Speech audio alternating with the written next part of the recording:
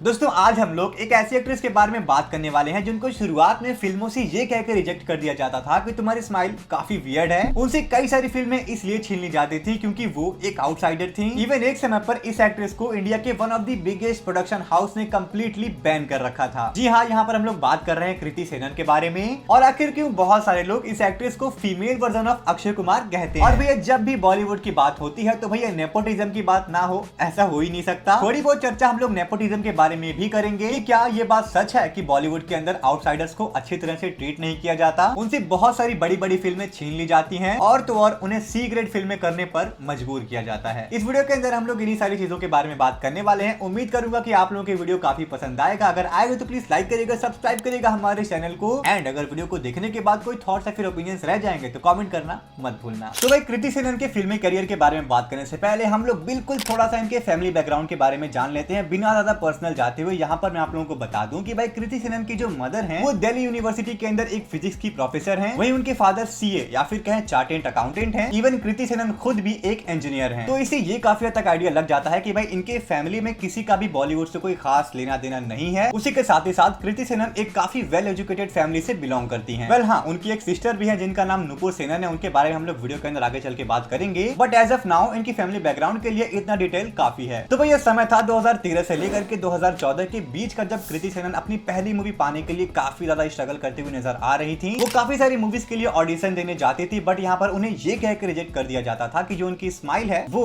काफी वियर्ड है। मतलब देख रहे हो, यही एग्जैक्ट सेम स्माइल जब अक्षय कुमार बॉलीवुड इंडस्ट्री के अंदर पिछले 30 सालों से करते हुए आ रहे हैं तो लोगों को कोई भी प्रॉब्लम नहीं थी। वहीं जब एक आउटसाइडर एक्ट्रेस आती है जिसकी स्माइल इससे काफी हद तक मिलती जुलती है तो उन्हें ये कहकर रिजेक्ट कर दिया जाता है कि भाई तुम्हारी स्माइल काफी ऑकवर्ड है। कोई सेंस है इस बात की?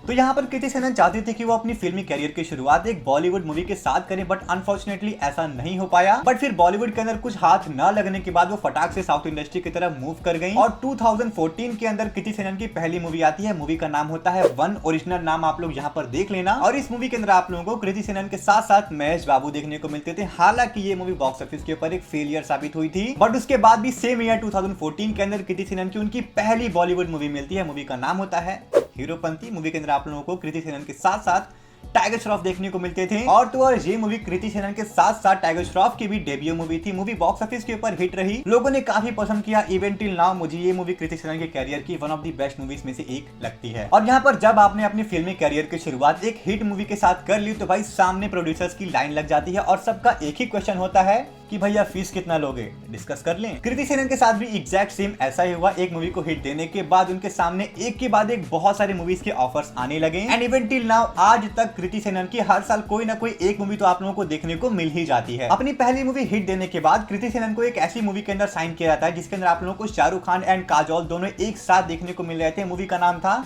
दिलवाले। ऑडियंस को ये बात पता होने के बाद भी कि भाई इस दिलवाले मूवी के अंदर आप लोगों को काजोल एंड शाहरुख खान का डेडली कॉम्बिनेशन देखने को मिलेगा, उसके बाद भी ये मूवी बॉक्स ऑफिस के ऊपर कुछ बहुत एक्स्ट्राऑर्डिनरी नहीं कर पाती है। वर्डिक्ट इस मूवी का सेमी हिट निकल करके आता है। अब हाँ, यहाँ पर शुरुआत में काफी जोरों शोरों से सुनने में आ रहा था कि भाई करण जौहर चाहते थे इस दिलवाले मूवी के अंदर कृति सेनन की जगह पर आलिया भट्ट को कास्ट किया जाए, बट इस दिलवाले मूवी को जो डायरेक्टर थे रोहित शेट्टी, उन्होंने इस चीज को करने से साफ मना कर दिया। उन्होंने कहा अगर मैंने अपने मूवी के अंदर कृति सेनन को कास्ट किया है तो मैं उन्हें किसी और एक्ट्रेस के साथ रिप्लेस नहीं करने वाला। और तब से लेकर आज तक करण जौहर की धर्मा प्रोडक्शंस की तरफ से कृति सेनन को एक भी मूवी ऑफर नहीं की गई। हाँ, लस्ट स्टोरी मूवी शुरुआत में कृति सेनन को ऑफर की गई थी, बट ऐसे बोल्ड सीन वाली मूवी करने के लिए कृति सेनन ने साफ मना कर दिया, जो कि मेरे ख्याल से काफी अच्छा डिसीजन था। अब इस दो ही फिल्म यानी कि हीरोपंती एंड दिलवाले मूवी करने के बाद कृति सेनन के कैरियर में एक छोटा सा हम लोगों को डिक्लाइन देखने को मिला, बट किसको पता था ये डिक्लाइन कभी रुकने नहीं वाला, क्योंकि भाई इसके बाद कृति सेनन ने एक के बाद एक बहुत सारी फिल्में साइन की एंड बिलीव मी उनमें से ज्यादातर मूवीज बॉक्स ऑफिस के ऊपर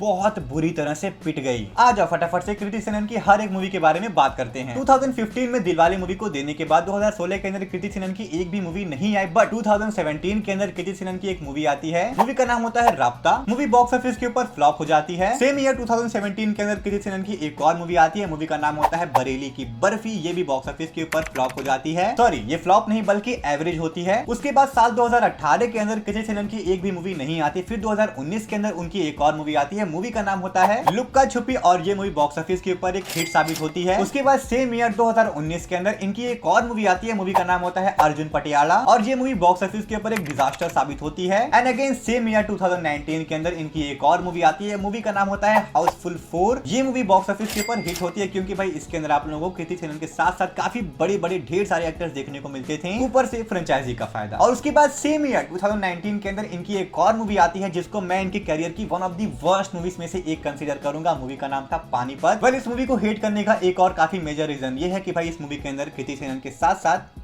अर्जुन कपूर देखने को मिलते थे। मूवी बॉक्स ऑफिस के ऊपर काफी बुरी तरह से डिजास्टर साबित हुई। अब इस एक ही साल 2019 के अंदर चार फिल्में एक साथ करने के बाद 2020 एंड 2021 में कृति सेनन की एक भी मूवी नहीं आती है। इनकी अगली मूवी आती है 2022 के अंदर, मूवी का नाम होता है बच्चन पांडे। मूवी के अंदर आप लोगों को कृति सेनन के साथ साथ अक्षय कुमार भी देखने को मिलते हैं, और ये मूवी भी बॉक्स ऑफिस के ऊपर काफी बुरी तरह से फ्लॉप होती है। फ्लॉप नहीं बल्कि ये एक डिजास्टर थी। उसके बाद अगेन सेम ईयर 2022 के अंदर कृति सेनन की एक और मूवी आती है, मूवी का नाम होता है भेड़िया, जो कि इजीली इनके पूरे करियर की one of the best movies में से एक है। मूवी भले ही बॉक्स ऑफिस के ऊपर एवरेज साबित होती है बट एटलीस्ट फ्लॉप नहीं होती है। उसी के साथ ही साथ मूवी के अंदर जो कृति सेनन का काम था, वरुण धवन का काम था, इवन मूवी की जो स्टोरी थी वो लोगों को बहुत पसंद आई थी। वेल हाँ, यहाँ पर मैं आप लोगों को बताना भूल गया कि भाई 2021 के अंदर कृति सेनन की एक ओटीटी रिलीज मूवी भी आई थी, मूवी का नाम था मिमी। एंड विदाउट एनी डाउट मैं ये कह सकता हूँ कि अगर मैंने इस मिमी मूवी को नहीं देखा है तो शायद मैं यही कहता कि भाई कृति सेनन एक अच्छी एक्ट्रेस नहीं है, जिसकी वजह से उनकी बहुत सारी मूवीज फ्लॉप जा रही हैं। बट इस मिमी मूवी को देखने के बाद मैं ऐसा नहीं कह सकता, क्योंकि वाकई में इस मिमी मूवी के अंदर कृति सेनन का जो काम था वो बहुत ज्यादा बढ़िया था। एंड इस मिमी मूवी के अंदर इनके काम को देखने के बाद मैं ये नहीं कह सकता कि भाई ये एक अच्छी एक्ट्रेस नहीं है। हालांकि इस मूवी को थिएटर्स के अंदर रिलीज करने का प्लान चल रहा था, बट क्योंकि भाई उस समय पेंडेमिक का टाइम था, थिएटर्स बंद चल रहे थे, तो ये लोगों ने कहा कि चलो ओटीटी पर ही इसको रिलीज कर देते हैं। और एक बार फिर से थिएटर्स के कंपैरिजन में ओटीटी बेटर कंटेंट ऑफर करते हुए नजर आया। वेल, थिएटर्स के अंदर वापस आते हैं। 2023 के अंदर इनकी एक और मूवी आती है, मूवी का नाम होता है शहजादा, और इस मूवी के अंदर आप लोगों को कृति सेनन के साथ साथ कार्तिक आर्यन देखने को मिलते थे। लोगों को ये मूवी कुछ खास पसंद नहीं आती है और बहुत आराम से ये मूवी बॉक्स ऑफिस के ऊपर फ्लॉप हो जाती है। उसके बाद सेम 2023 के अंदर कृति सेनन की एक और मूवी आती है जो कि उनके करियर के लिए एक टर्निंग पॉइंट थी, और इस मूवी का नाम है आदि पुरुष। इवन ये मूवी सिर्फ कृति सेनन के लिए नहीं बल्कि प्रभास के लिए भी एक बहुत बड़ा टर्निंग पॉइंट का रोल प्ले करती है, क्योंकि भाई मूवी फ्लॉप होती है, मूवी डिजास्टर जाती है, वो एक कंप्लीटली अलग चीज है। बट भाई लिटरली मैंने पहली बार किसी मूवी को लेकर के ऑडियंस के बीच हेट देखा था, और भाई जम के लोगों ने इस आदि पुरुष मूवी को हेट किया, और मूवी बॉक्स ऑफिस के ऊपर बहुत बुरी तरह से डिजास्टर साबित हुई। इतना बड़ा डिजास्टर देने के बाद सेम ईयर यानी कि 2023 के अंदर कृति सेनन की एक और मूवी आती है, मूवी का नाम होता है गणपत। और यहाँ पर इस गणपत मूवी के अंदर कृति सेनन एक बार फिर से टाइगर श्रॉफ के साथ नजर आई थी, जिनके साथ उन्होंने अपनी बॉलीवुड करियर की शुरुआत की थी। और किस्मत तो देखो, जब पहली बार ये जोड़ी आप लोगों को स्क्रीन के ऊपर नजर आई थी तो भैया मूवी काफी हिट हुई थी, लोगों को बहुत पसंद आई थी। बट जब यही सेम जोड़ी दोबारा से स्क्रीन के ऊपर नजर आती है तो भाई ये उस साल की one of the worst movies में से एक बन जाती है। इवन यार बहुत आराम से मैं इस गणपत मूवी को आदि पुरुष के भी नीचे प्लेस करूंगा। एंड लगभग 250 से 300 करोड़ के अंदर बनी ये गणपत मूवी कलेक्शन करती है सिर्फ और सिर्फ 8 से 9 करोड़ का। वेल हाँ, ये फिर भी अर्जुन कपूर के लेडी किलर से तो बेटर ही है। उसके बाद नेक्स्ट ईयर 2024 के अंदर कृति सेनन की एक मूवी आती है, मूवी का नाम होता है तेरी बातों में ऐसा उलझा जिया। मूवी बॉक्स ऑफिस के ऊपर हिट साबित होती है। इस मूवी के अंदर कृति सेनन की एक्टिंग को काफी प्रेज किया गया, उसी के साथ ही साथ उनकी ब्यूटी को भी। सेम ईयर 2024 के अंदर इनकी एक और मूवी आती है, मूवी का नाम होता है क्रू, जो कि अगेन एक हिट साबित होती है। एंड इनकी जो नेक्स्ट मूवी आने वाली है तेरे इश्क में, जिसके अंदर आप लोगों को कृति सेनन के साथ साथ धनुष भी देखने को मिलेंगे। एंड मेरे ख्याल से ये मूवी भी बहुत आराम से हिट या फिर सुपर हिट होने वाली है। ये तो बात हो गई कृति सेनन की फिल्मोग्राफी के बारे में कि भाई उन्होंने कितनी मूवीज की हैं, और उनमें से ज्यादातर मूवीज बॉक्स ऑफिस के ऊपर बहुत बुरी तरह से फ्लॉप गई हैं। बट ऐसा हुआ क्यों? Reason simple, script. जो सीन अक्षय कुमार के साथ काफी लंबे समय से चल रहा है, ये चीज भाई उनके पीछे हाथ धो करके पड़ गई है। हर मूवी को साइन करो, हर मूवी को शूट करो, हर मूवी को रिलीज कराओ, आराम से पैसे जेब में रखो। यही सेम कॉन्सेप्ट कृति सेनन के केस में भी नजर आता है। अगर वो चाहती तो बहुत आराम से अर्जुन पटियाला, पानीपत, बच्चन पांडे जैसी मूवीज को रिजेक्ट कर सकती थी, क्योंकि भाई ऑलरेडी उन मूवीज के जो स्क्रिप्ट थे वो काफी ज्यादा बुरे थे। बट उन्होंने नहीं किया। रीजन, बट क्या वाकई में पैसा इतना इंपॉर्टेंट है? वेल, कृति सेनन के केस में शायद हाँ, क्योंकि भाई 2023 के अंदर कृति सेनन ने एक कंपनी को लॉन्च किया, जिस कंपनी का नाम है हाइफेन, और ये कंपनी अपने स्किन केयर प्रोडक्ट्स को सेल करता है। एंड भाई किसी कंपनी को खोलना, किसी कंपनी की शुरुआत करना ऐसे रातों रात का खेल नहीं है। इसके लिए आप लोगों को काफी लंबी, काफी अच्छी खासी प्रिपरेशन करनी पड़ सकती है, अनटिल अनलेस आप अंबानी हो। एंड भाई कृति सेनन के केस में तो ये अंबानी थी नहीं, ये एक अपर मिडिल क्लास फैमिली से बिलोंग करती थी, पैसे तो थे बट एक कंपनी स्टार्ट करने भर के नहीं। तो ऐसा हो सकता है कि भाई इस कंपनी के लिए उन्होंने काफी सारी मूवीज को साइन किया हो सकता है कि उस समय उन्हें इस कंपनी को शुरू करने के लिए या फिर किसी पर्सनल रीजन के लिए पैसों की थोड़ी जरूरत हो या फिर काफी जरूरत हो। एंड मेरे ख्याल से ये एक काफी अच्छा डिसीजन है, क्योंकि भाई बॉलीवुड के अंदर कोई भी बंदा बहुत लंबे समय तक रिलेवेंट